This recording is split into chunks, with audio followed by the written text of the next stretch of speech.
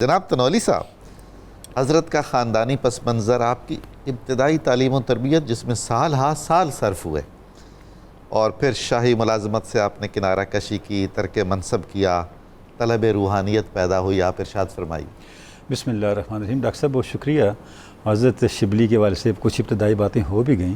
Doctor صاحب حضرت شیخ شبلی کی شخصیت جو ہے وہ ہم دیکھتے ہیں کہ حضرت علامہ اقبال کا ایک شعر ہے کہ زمانہ سمجھا ہوا ہے عقل کو مشعل راہ، کسے خبر کہ جنوبی صاحب ادراک۔ سبحان اللہ، سبحان۔ یعنی جنون کس طرح صاحب ادراک ہو سکتا ہے، اور ذات حق کی فنائیت کے اندر ملنے والی بے ہوشی دنیا والوں کے ہوش سے کس طرح زیادہ باہوش ہو سکتی ہے، یہ ہمیں شیخ شبلی کی شخصیت میں نظر آتا ہے۔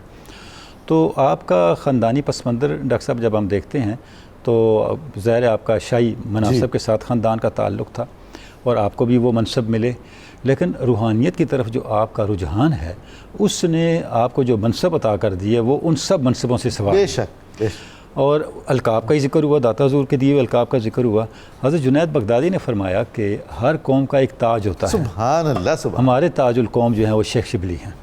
سبحان، یعنی ہماری یہ قوم وہ کا فرما رہے ہیں جن کو طاؤس الفقراء کہا جاتا ہے، جو خود طاؤس الفقراء، کوئی شک نہیں۔ اور آپ کے شیخ بھی ہیں، شیخ بھی۔ جب شیخ اپنے مرید کو یہ سبحان سند دے، اور آپ نے فرمایا کہ شبلی کو ان آنکھوں سے نہ دیکھا کرو جس طرح تم آپس میں ایک دوسرے کو دیکھتے ہو کہ وہ عین من عیون اللہ ہیں۔ سبحان اللہ، سبحان۔ تو کتنا بڑا ٹریبیوٹ ہے، کتنا بڑا خراج تحسین ہے۔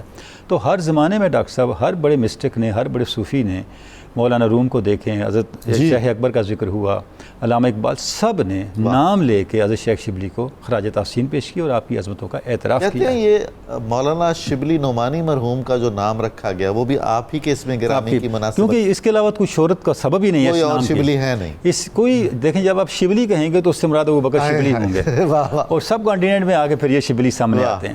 تو ظاہر معروف نام ہوتا ہے تو اس سے پھر انسپائریشن لے کے لوگ اپنا نام آگے لے کے چل رہے ہوتے ہیں۔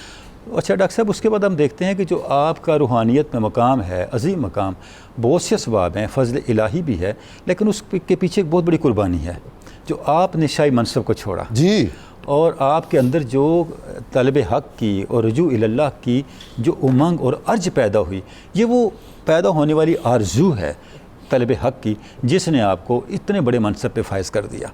یعنی جس وقت آپ بادشاہ کے دربار میں موجود تھے تو بادشاہ سب لوگوں کو خلعت عطا کر رہا تھا، تو ان میں سے ایک امیر کو اسی دوران چھینک آئی اور اس نے اپنی چھینک کی صفائی جو ہے اپنی خلعت سے کی، تو بادشاہ کو دیکھ کے غصہ آیا کہ میری عطا کردہ خلعت کا اس نے خیال نہیں رکھا، اس کی تکریم کا خیال نہیں رکھا، اور اس نے اس کو اسی وقت معزول کر دیا۔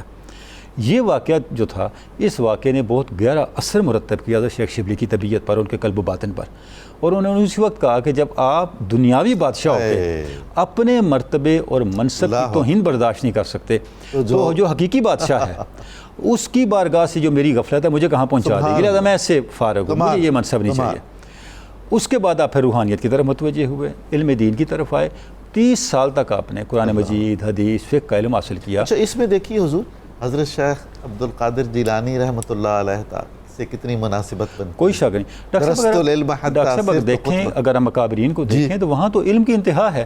خود صاحب کشف المحجوب داتا حضور نے آغاز ہی علم سے کیا ہے، پہلا باب ہی کشف المحجوب کا علم ہے۔ اعتراض کیا جاتا ہے نا جی کہ صوفیہ تو عقل کو اور علم کو پسند نہیں کرتے۔ ڈاکٹر صاحب ہم تو یہ کہتے ہیں صوفی اپنے زمانے کا جینیس ترین انسان بے شک و شبہ، کوند ذہن اور ڈفر بندہ تو صوفی ہو ہی نہیں سکتا، یہ پاسبل نہیں ہے بھئی، یہ تو اتنے لطیف نکات اور اتنی ہائی لیول کا آئی کیو چاہیے، بہت بڑا جینیس مائنڈ چاہیے تصوف کو سمجھنے کے لیے۔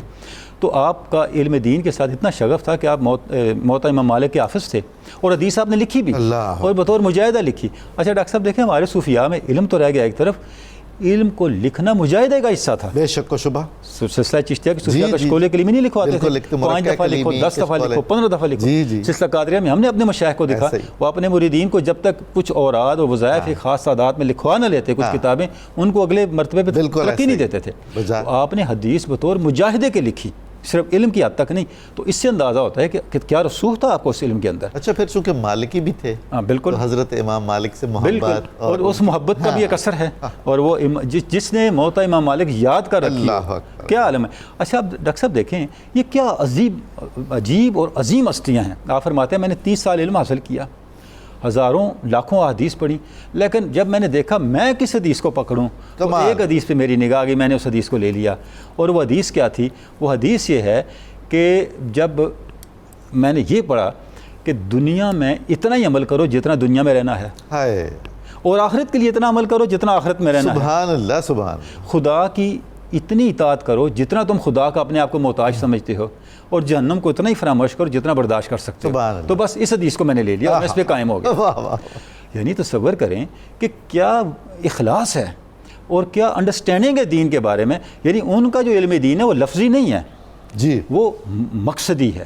اس کا مقصد کیا ہے، اس مقصد کے ساتھ انہوں نے اپنے آپ کو اٹیچ کیا، اور اس مقصد کے ساتھ مل کے انہوں نے اس جو علم دین کا حاصل کیا تو اس کو منزل تک پہنچا دیا، اس کو انتہا تک پہنچا دیا۔